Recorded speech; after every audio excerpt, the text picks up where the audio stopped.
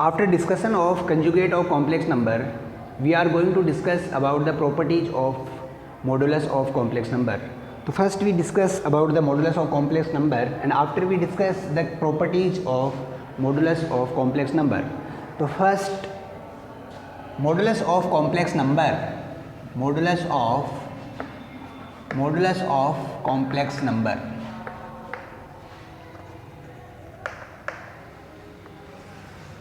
Z equals to a plus iota b is a complex number.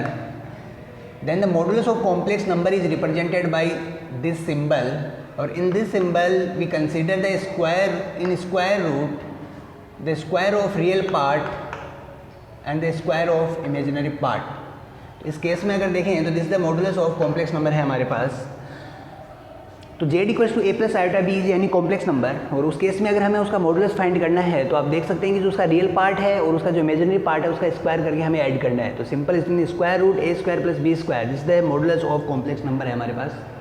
अब इससे related जो properties हैं वो हम यहाँ पे डिस्कस करने वाले हैं. Properties of modulus of complex number, modulus of complex number. First, list out all the properties, and after we discuss one by one, and after that we proved all the properties one by one. So first we list out all the properties. The first property is, first, if the modulus of z, if the z equals to 0, then the modulus z equal to 0, it is possible when the real part of the z equals and imaginary part of z equal to 0. तो उस case में आप देखेंगे कि जो both case हैं आपके पास वो जीरो होने चाहिए. सेकेंड है, if the we find the modulus of a complex number, we find the modulus of conjugate complex number, and we find the modulus of minus z. Three case are same. तो ये case आप देख सकते हैं, तीनों जो case होंगे आपके पास वो सेम होंगे कि अगर किसी कॉम्प्लेक्स नंबर का मॉडुलस या उसके कंजुगेट का मॉडुलस, या जो अगर हमारे पास जो कॉम्प्लेक्स नंबर है उसका जो नेगेटिव उसे मल्टीप्लाई करने के बाद अगर हम उसका मॉडुलस फाइंड करते हैं तो आप देखेंगे कि तीनों का जो रिजल्ट होगा हमारे पास वो सेम होगा. एंड द थर्ड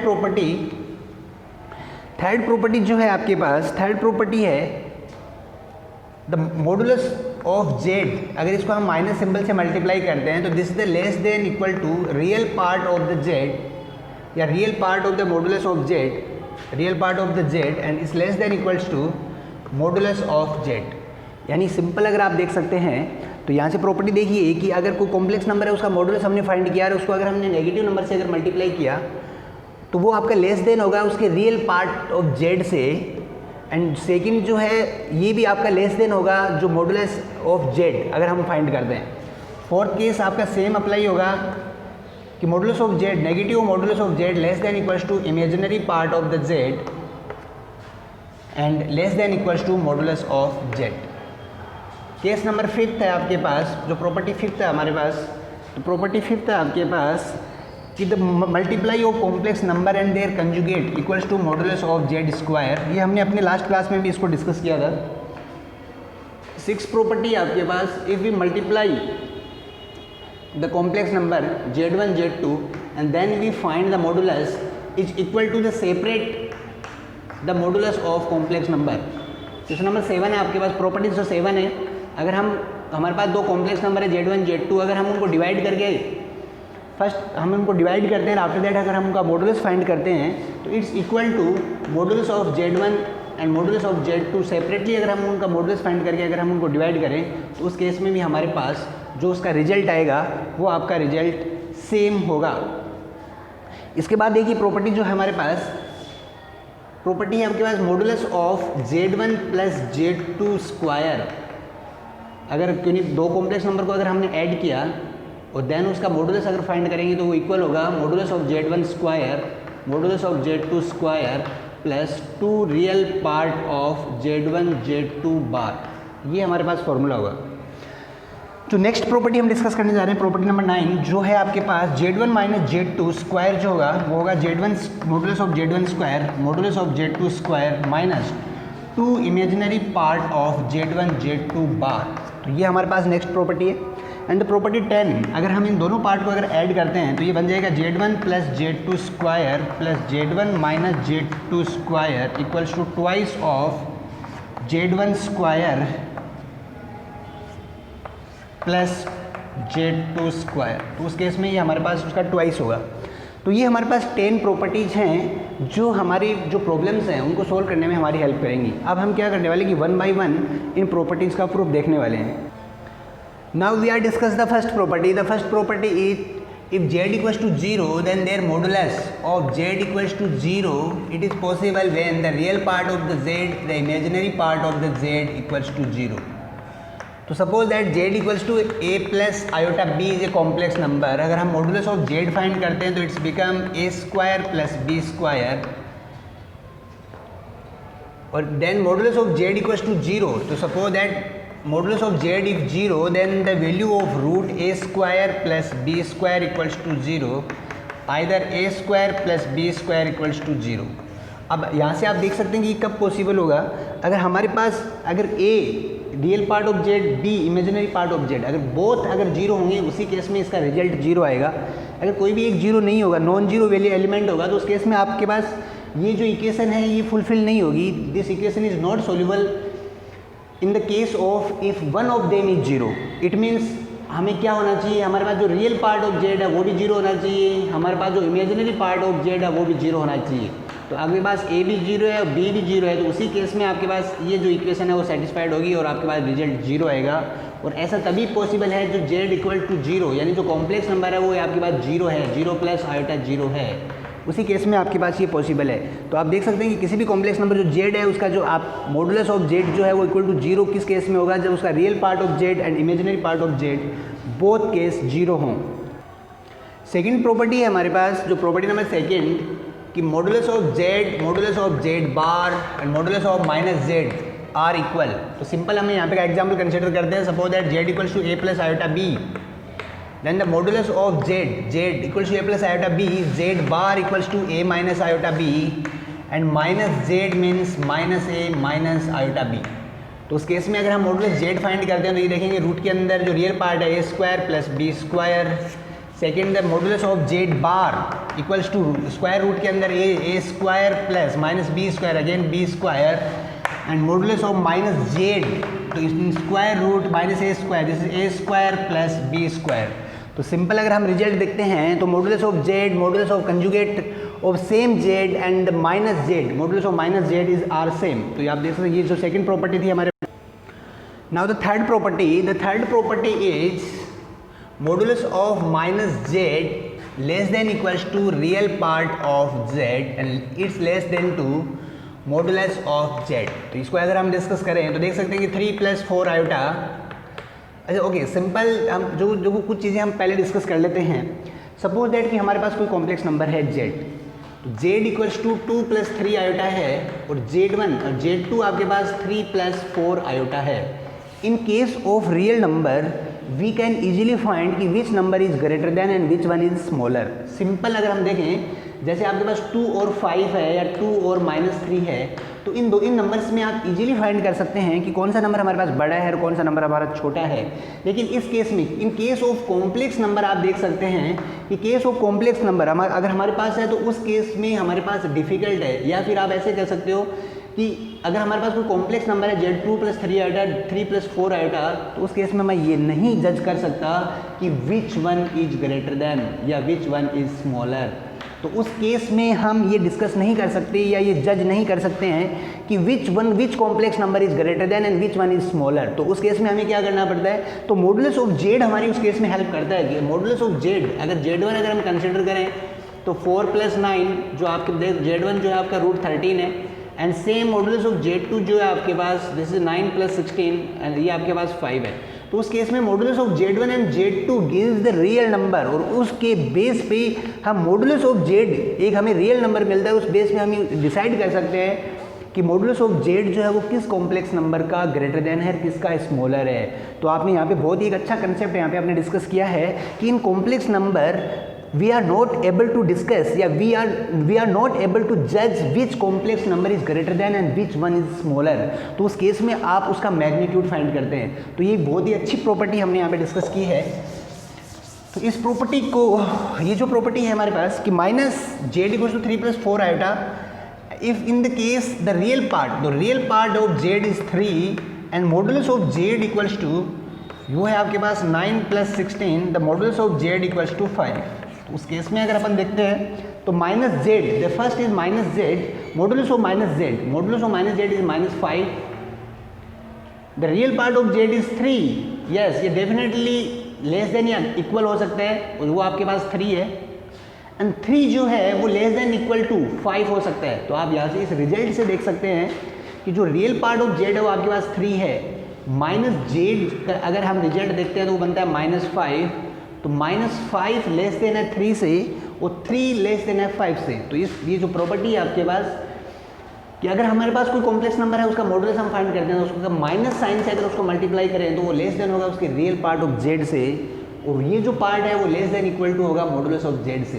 तो आप देख सकते हैं कि मॉडुलस ऑफ जेड के real part Z equal, less than और इक्वल हो सकता है। सपोज दैट कि अगर आपके पास सिंपल अगर कोई नंबर है 3, तो उस केस में अगर आप मॉडुलस ऑफ जेड फाइंड करेंगे तो वो भी आपका 3 आएगा। तो ये जो केस है आपका कि इक्वल, तो यहाँ पे ये प्रॉपर्टी हमारे पास फुलफिल होती है।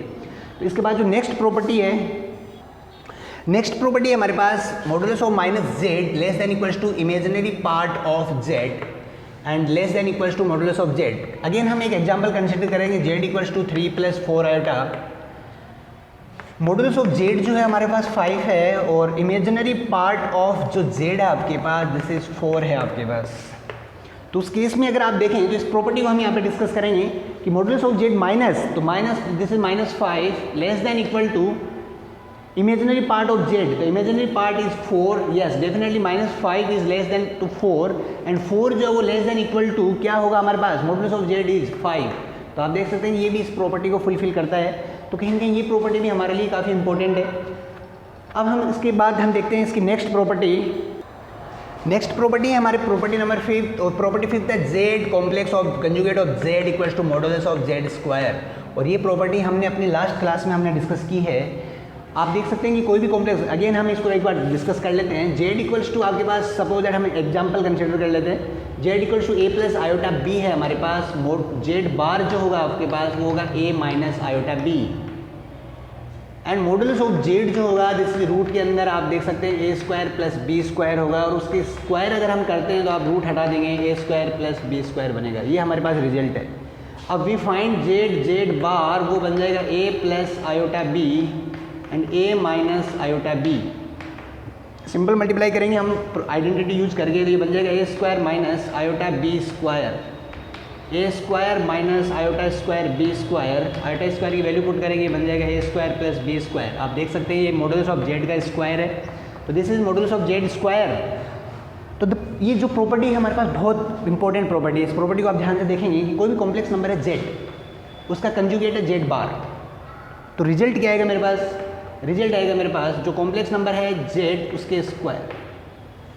तो आप बहुत ही अच्छे से इस प्रॉपर्टी को समझना है, ये प्रॉपर्टी हम बार बार यूज करेंगे और सबसे इंपॉर्टेंट प्रॉपर्टी है ये प्रॉपर्टी। आप समझो कि हमने इतनी इंपॉर्टेंट प्रॉपर्टी है कि हम बार बार इस प्रॉपर्टी को यूज करने वाले हैं। हम कॉमन में भी इसको यूज करने वाले हैं। आप देख सकते हैं कि कॉमन में कैसे है, सपोज दैट कि अगर suppose that we have z1 z2 ये हमारे पास एक कॉम्प्लेक्स नंबर है, z1 z2 हमारे पास कॉम्प्लेक्स नंबर है। इसका अगर हम z1 z2 बार इस तरीके से हमने फाइंड किया तो रिजल्ट क्या आएगा मेरे पास, रिजल्ट आएगा z1 z2 जो है उसका मॉडुलस और उसका स्क्वायर। तो इस तरीके से भी हम रिजल्ट फाइंड कर सकते हैं। और आपको पता है the complex number fulfil the closure property means if we multiply the two complex number then as a result we get again a new complex number. तो z1 z2 जो है आप इसको इस तरीके से देख सकते हैं कि ये भी हमारे पास एक नई कॉम्प्लेक्स नंबर है, और उस कॉम्प्लेक्स नंबर का उसके कंजुगेट से अगर हम मल्टीप्लाई करते हैं तो वो जो कॉम्प्लेक्स नंबर है उसके मॉडुलस का स्क्वायर होगा। आप देखिए z1 z2 जो आया है रिजल्ट उसको आप इस तरीके से देख सकते हो कि ये z3 है, एक न्यू कॉम्प्लेक्स नंबर है हमारे पास। तो ये एक प्रॉपर्टी जो है कि कॉम्प्लेक्स नंबर और उसका कंजुगेट का जो मल्टीप्लिकेशन है हमारे पास वो होगा मॉडुलस ऑफ जेड और उसका स्क्वायर। तो बहुत ही एक अच्छी प्रॉपर्टी हमें डिस्कस कर रहे हैं। 6th प्रॉपर्टी है हमारे पास प्रॉपर्टी नंबर 6। प्रॉपर्टी 6th है suppose that we have two complex number, one is Z1 another is Z2, उनका मल्टीप्लाई करने के बाद अगर हम उनका अगर मॉडुलस फाइंड करते हैं, then this modulus equal to the separate modulus of Z1 and Z2, और देन उनका प्रोडक्ट के इक्वल होगा। हम यहाँ से एग्जांपल कंसिडर करेंगे। Z1 है आपके पास 2 + 3 आयोटा और Z2 है आपके पास 3 + 4 iota. First we find Z1 Z2, Z1 Z2 equals to 2 + 3 iota 3 + 4 iota, multiply करेंगे 2 3 + 4 आयोटा एंड ये है 3 आयोटा 3 + 4 आयोटा, तो 6 + 8 iota + 9 iota + 12 iota square, iota square की वैल्यू पुट करेंगे 6 + 9 है 17 आयोटा -12। तो यहाँ से देखिए ये जो रिजल्ट बनता है मेरे पास Z1 Z2 वो बनेगा आपके पास 6 + 17 आयोटा। तो यहाँ से अगर हम इसका मॉडुलस फाइंड करते हैं तो मॉडुलस ऑफ Z1 Z2 जो होगा आपके पास वो होगा आपके पास -6 का स्क्वायर + स्क्वायर ऑफ 17, तो ये बन जाएगा आपके पास 36 + 289। इन नंबर्स को अगर हम ऐड करते हैं तो ये बन जाएगा मेरे पास 36 √325, तो ये रिजल्ट बन जाएगा √325। सिंपल अगर हम यहाँ से देखते हैं तो Z1 मॉडुलस ऑफ Z1 जो बनेगा आपके पास वो बन जाएगा 2 - 3 आयोटा, मॉडुलस ऑफ Z1 जो बनेगा वो बन जाएगा आपके पास 4 + 9, मॉडुलस ऑफ Z2 जो बनेगा आपके पास 4 + 9 यानी √13, और ये बन जाएगा 9 + 16 69 25, ये बन जाएगा आपके पास √25। तो सिंपल अगर हम इसका सेकंड पार्ट फाइंड करते हैं RHS, तो RHS है आपके पास modulus of Z1 modulus of Z2, modulus of Z1 modulus of √13 × √25, तो ये जो रिजल्ट आएगा आपका 25 13, तो ये बन जाएगा 75, ये बन जाएगा 25 325। तो देख सकते हैं सिंपल आपका रिजल्ट जो होगा वो आपके पास सेम है। तो सिंपल हम यहाँ पे देख सकते हैं if we multiply the two complex number and then we get the modulus of their this complex number, then the result is equal to, we find the separate modulus and then we multiply the result, then we get the same result। तो यहाँ पे आप देख सकते हैं कि Z1 Z2 का modulus है वो हमारे पास Z1 modulus and Z2 modulus के इक्वल होगा। तो ये प्रॉपर्टी हमने यहाँ पे डिस्कस की थी। इसके बाद हम देखेंगे नेक्स्ट प्रॉपर्टी है हमारे पास डिवाइड में। तो जो 8th प्रॉपर्टी है आपके पास, if you divide the two complex number and then find the conjugate equals to modulus, if we divide the two complex number then find the modulus, it's equal to we find the modulus of separate and then divide। तो आप देखेंगे जो result आएगा आपके पास वो result आपके पास same result होगा। तो इसी तरीके से आपको इसको एज ए होमवर्क आपको कंसिडर करना है। तो जो नेक्स्ट प्रॉपर्टी यहाँ पे हम डिस्कस करने जा रहे हैं तो प्रॉपर्टी नंबर 9, प्रॉपर्टी नंबर 9 जो है आपके पास 6 7 8, प्रॉपर्टी नंबर 8 है modulus of Z1 Z2, the sum of Z1 Z2, then we find the modulus of Z1 and Z2 square equals to modulus of Z1 plus modulus of Z2, modulus Z1 का square modulus of Z2 square plus 2 real part of Z1 Z2 बार। तो ये property हम यहाँ पे discuss करने जा रहे हैं। तो प्रॉपर्टी देखिए आपके पास प्रॉपर्टी क्या बनने वाली है। आप देखेंगे LHS से अगर हम इसको स्टार्ट करें तो आप देखेंगे modulus of Z1 plus Z2 square. हमने अभी एक प्रॉपर्टी डिस्कस की थी कि complex number and their conjugate equals to modulus of Z square. अगर मॉडुलस के अंदर कोई भी कॉम्प्लेक्स नंबर है और उसका अगर स्क्वायर है, इट मीन्स वो कॉम्प्लेक्स नंबर और उसके कंजुगेट का प्रोडक्ट है। तो प्रोडक्ट है तो आप सिंपल देख सकते हैं कि आप इसका स्क्वायर, आप सिंपल समझिए कि this is a one complex number. देखिए Z1 plus Z2, it means we add two complex number then as a result we get in next complex number। तो उस केस में आप देखेंगे ये हमारे पास एक कॉम्प्लेक्स नंबर है। तो उस केस में अगर हम ये प्रॉपर्टी अगर यूज करें तो सपोज दैट Z बार, तो Z1 प्लस Z2 और ये बन जाएगा Z1 प्लस Z2 बार यानी उसका conjugate.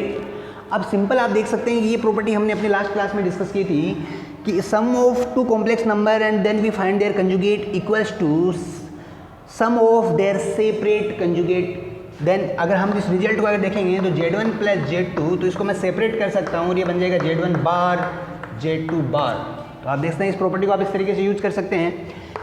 Then now we are going to apply the distributive property. यहाँ पे हम इसको डिस्ट्रीब्यूट करेंगे और डिस्ट्रीब्यूट में आप देखेंगे Z1, तो ये बन जाएगा Z1 bar plus Z2 bar plus Z1 bar plus Z2 bar, multiply करते हैं, ये बन जाएगा Z1 bar, Z2 bar, Z1 bar, Z2 बार।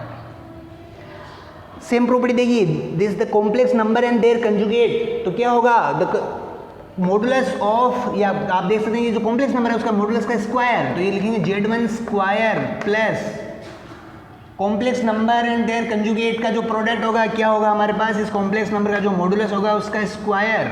और सिंपल यहाँ पे देखिए आप एक प्रॉपर्टी यूज करने वाले हैं, ये कॉम्प्लेक्स नंबर है Z2 बार, ये हमारे पास ये कॉम्प्लेक्स नंबर है, प्लस अब आप ध्यान से देखिए क्या इस कॉम्प्लेक्स नंबर को मैं इस फॉर्म में Z2 बार या कंजुगेट एंड अगेन कंजुगेट इस तरीके से लिख सकता हूँ। आप देखेंगे मेरे प्यारे बच्चों, आपने डिस्कस किया था कि सर यहाँ से देखेंगे, अगर अपन देखते हैं यहाँ पे देखिए इसका मीनिंग क्या है मेरे पास, इसका मीनिंग हम यहाँ से देख लेते हैं। देखिए आपके पास जो रिजल्ट था, रिजल्ट क्या आपके पास Z2 Z1 बार है।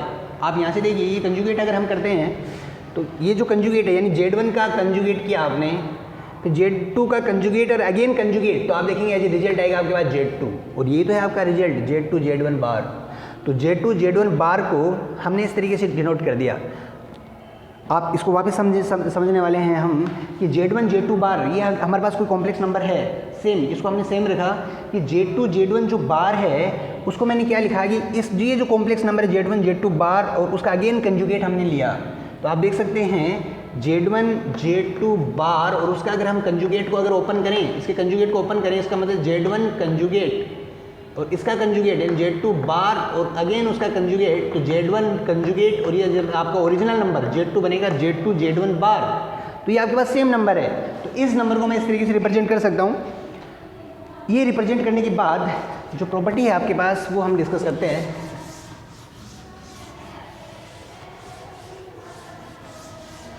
हाँ, तो नेक्स्ट जो प्रॉपर्टी है आपके पास वो देखिए यहाँ पे क्या बनता है, ये बनता है Z1 square plus Z2 square plus, ये हमारे पास एक कॉम्प्लेक्स नंबर है Z1 Z2 बार, सिंपल समझिए कोई कॉम्प्लेक्स नंबर है हमारे पास, एंड द सेम ये भी एक कॉम्प्लेक्स नंबर है लेकिन उसका कंजुगेट है।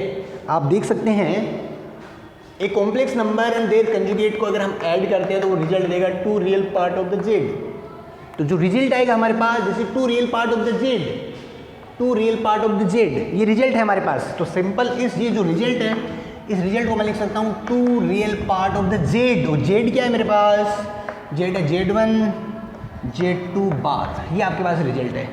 तो आपने सिंपल ये जो प्रॉपर्टी थी कि अगर किसी दो कॉम्प्लेक्स नंबर को अगर ऐड करके अगर उसका मॉडुलस फाइंड करता हूँ तो उसका मॉडुलस आपके इसके इक्वल होगा। तो ये प्रॉपर्टी हमने यहाँ से इसको ओपन किया है और ये प्रॉपर्टी हमने प्रूफ देखा है। देखो प्रूफ में आप देख सकते हैं कि हमने कुछ न्यू प्रॉपर्टी यानी कुछ प्रॉपर्टीज हमने कंजुगेट की हेल्प से ली, कुछ प्रॉपर्टीज हमने मॉडुलस की, उन प्रॉपर्टीज को मिक्स करके हमने इसका यहाँ पे प्रूफ देखा है। इसके बाद जो नेक्स्ट प्रॉपर्टी है आपके पास, तो नेक्स्ट प्रॉपर्टी जो प्रॉपर्टी नंबर 9 है और वो है आपके पास अगर Z1 माइनस Z2 का मॉडुलस का स्क्वायर जो होगा हमारे पास वो Z1 square plus Z2 square minus 2 imaginary part of Z1 Z2 बार होगा। तो इस केस में हमारे पास जो सेकंड रिजल्ट होगा आपके पास वो आपका ये रिजल्ट आने वाला है। तो जो सेकंड प्रॉपर्टी है हमारे पास, तो सेकंड प्रॉपर्टी हमने डिस्कस किया कि सर Z1 माइनस Z2 बार का जो रिजल्ट है हमारे पास इमेजिनरी पार्ट, तो Z1 माइनस Z2 स्क्वायर जो होगा Z1 square plus Z2 square ये रियल पार्ट ही होगा हमारे पास। तो real part of Z1 Z2 बार होगा हमारे पास। तो ये हमारे पास सेकंड रिजल्ट होगा। तो अब इन दोनों रिजल्ट को अगर हम सम करते हैं तो ये प्रॉपर्टी आपको ऐसे होमवर्क में कंसिडर करनी है। इसको एज होमवर्क कंसीडर करना है और इन दोनों प्रॉपर्टी को अगर हम ऐड करते हैं Z1 प्लस Z2 स्क्वायर, इनको अगर हम ऐड करते हैं तो ऐड हम करने वाले हैं प्रॉपर्टी नंबर 10 जो है आपके पास Z1 plus Z2 square plus Z1 minus Z2 square equals to, तो आप देख सकते हैं कि ये पार्ट जो रियल पार्ट वाला ये पार्ट आपका कट हो जाएगा, ये पार्ट आपका सब डबल हो जाएगा। तो ये भी डबल है आपके पास, तो twice of Z1 square plus twice of Z2 square ये बन जाएगा। तो यहाँ से अगर 2 एज ए कॉमन है हमारे पास, तो Z1 modulus of Z1 square and modulus of Z2 square. तो ये प्रॉपर्टीज़ हमने यहाँ पे डिस्कस की हैं। अच्छा, ये जो प्रॉपर्टी है हमारे पास modulus of Z1 minus Z2 square, तो इसका रिजल्ट होगा modulus of Z1 square modulus of Z2 square minus 2 real part of Z1 Z2 बार। ये हमारे पास इसका रिजल्ट होगा। अगर हमने कहीं पे, अगर फर्स्ट में कहीं पे अगर यहाँ पे इमेजिनरी डाल दिया तो उसको आप करेक्ट कर लेना, ये यहाँ पे रियल पार्ट आएगा, यानी आपके प्लस में भी रियल पार्ट आएगा और माइनस में भी हमारे पास यहाँ पे रियल पार्ट आएगा। देन दोनों को ऐड करेंगे तो ये पार्ट कट हो जाएगा और आपका जो है ये हमारे पास इस तरीके से इसका रिजल्ट आएगा।